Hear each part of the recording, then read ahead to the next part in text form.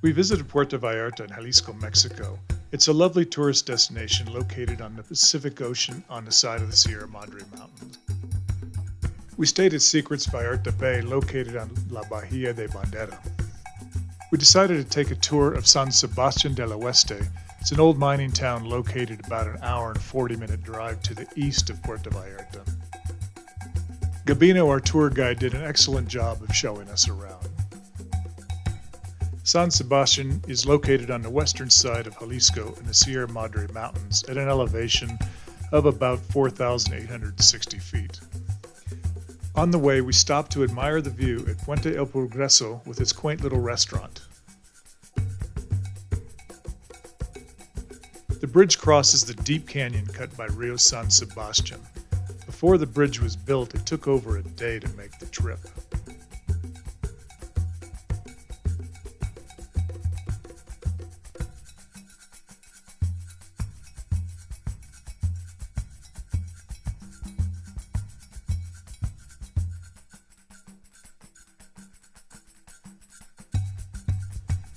This is a nice, restful, although a bit noisy place to have a nice almuerzo mexicano.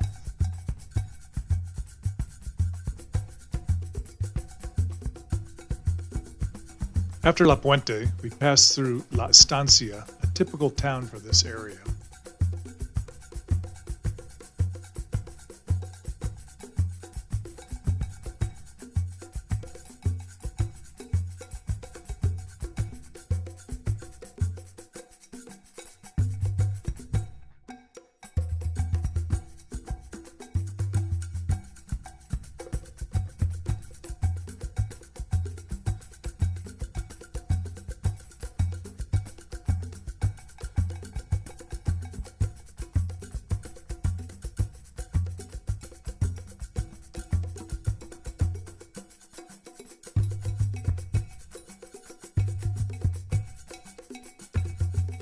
Just outside of La Estancia was an agave cactus farm, blue on the left and another type on the right.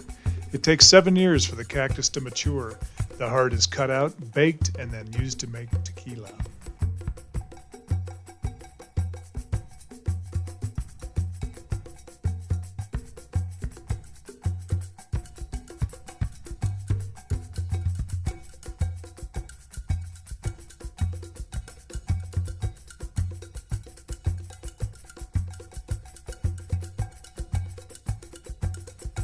San Sebastian was originally founded in 1605. Gold, silver, and lead were mined in the hills surrounding the town, primarily by Indian slaves that were overseen by the Spaniards. More than 25 mines and several foundries had been built by 1785.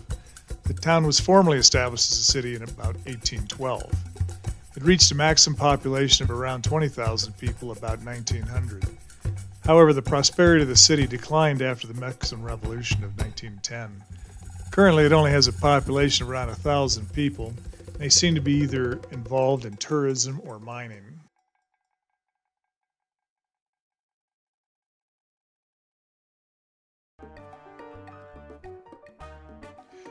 We entered the town by crossing Puente Recto, or Straight Bridge.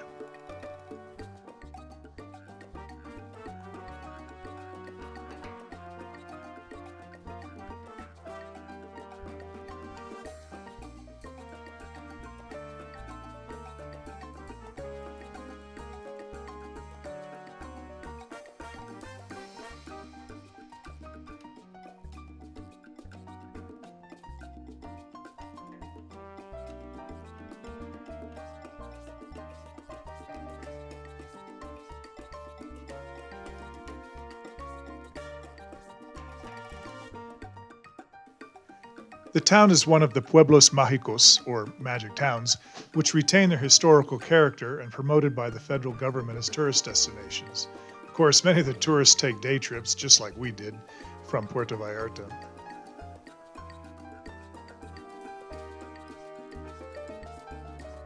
Many structures in the city and municipality were built of cut stone and or adobe in the 19th and earlier centuries, and they remain largely unchanged. Several old haciendas in the municipality have been purchased and restored in recent decades.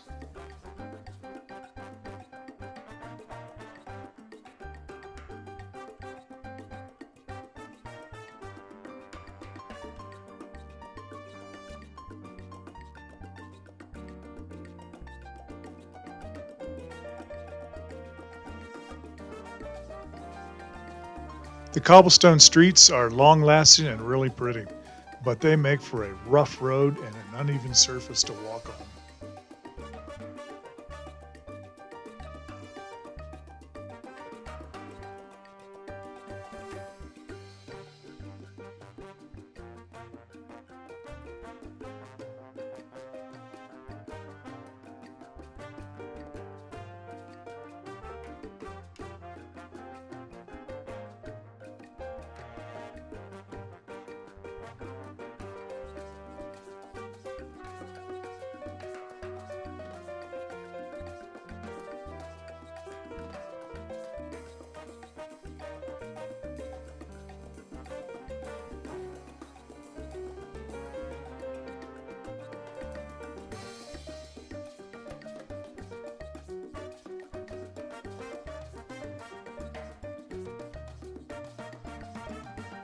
There is a museum in town with a beautiful mural that depicted the mining heritage.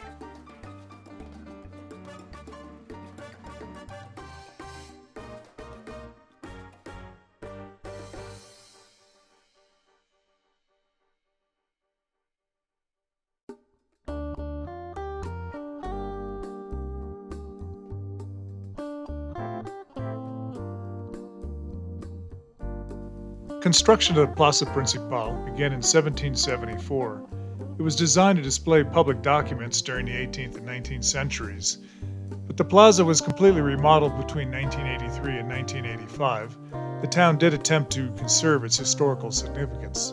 Now it's used primarily as a recreation center, and of course it's the place in which most of the public events are held.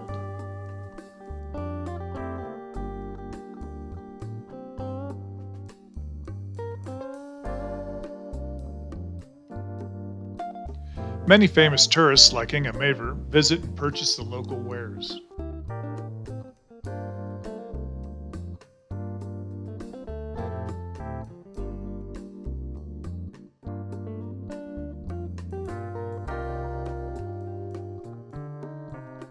The central gazebo is beautiful, as is the spire of the church located behind the plaza.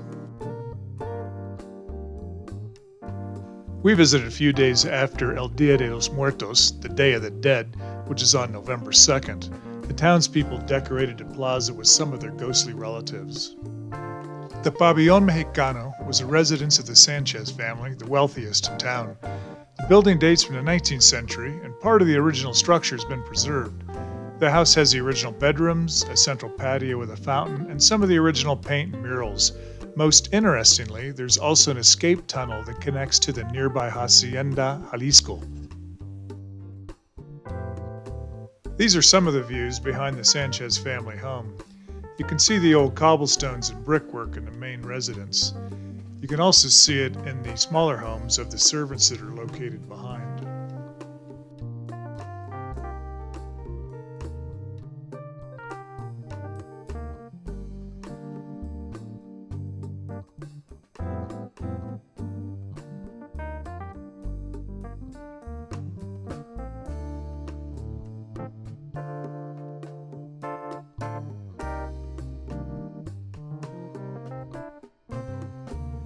As I followed Gabino down the cobblestone path, it was easy to imagine that it did not look much different than 100 years ago.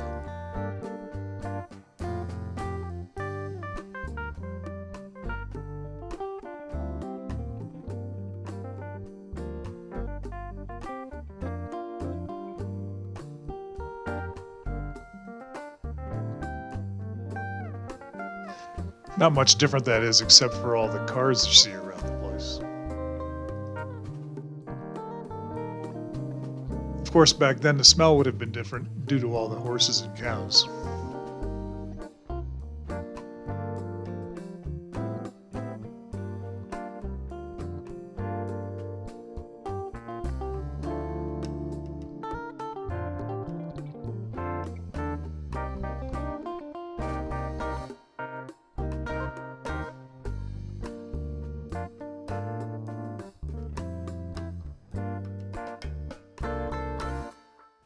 This is the view in front of the Hotel del Puente, or the Bridge Hotel.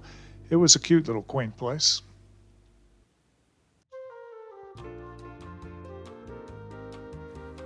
Gabina is going to explain why these doors are so tall.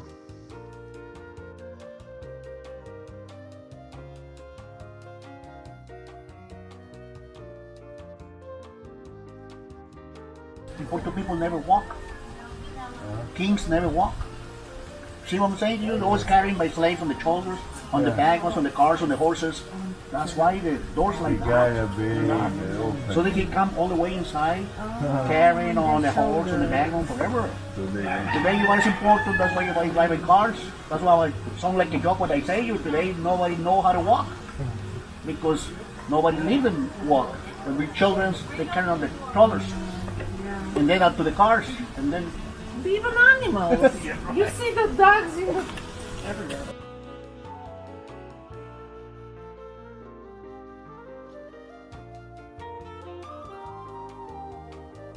These are some of the views in the patio of the Hotel del Puente and inside one of the rooms. It seemed to be very comfortable, especially at a rate of about $10 or 200 pesos per night.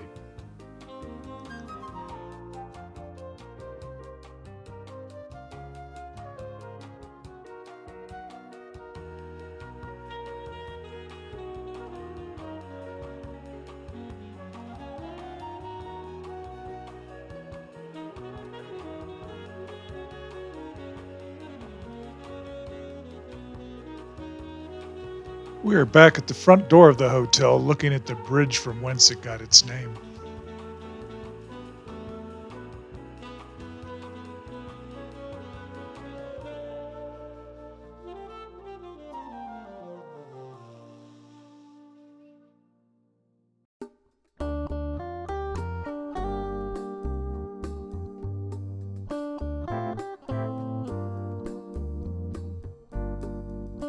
There was a plaza with a statue that honored the miners of the past.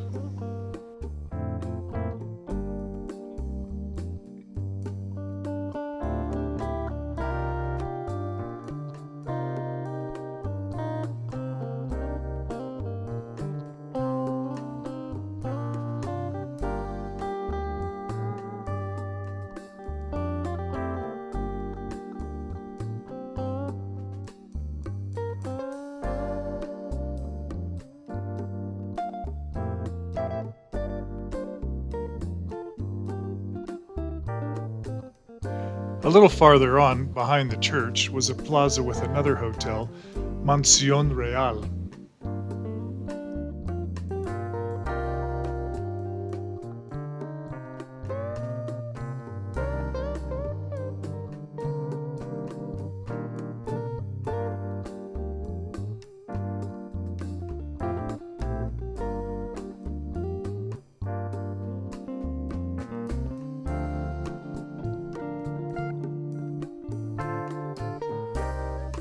La Iglesia de San Sebastián, whose original construction was in 1608, was designed in a colonial Spanish Baroque style. It has notable architectural details, including Corinthian columns and ceiling vault frescoes.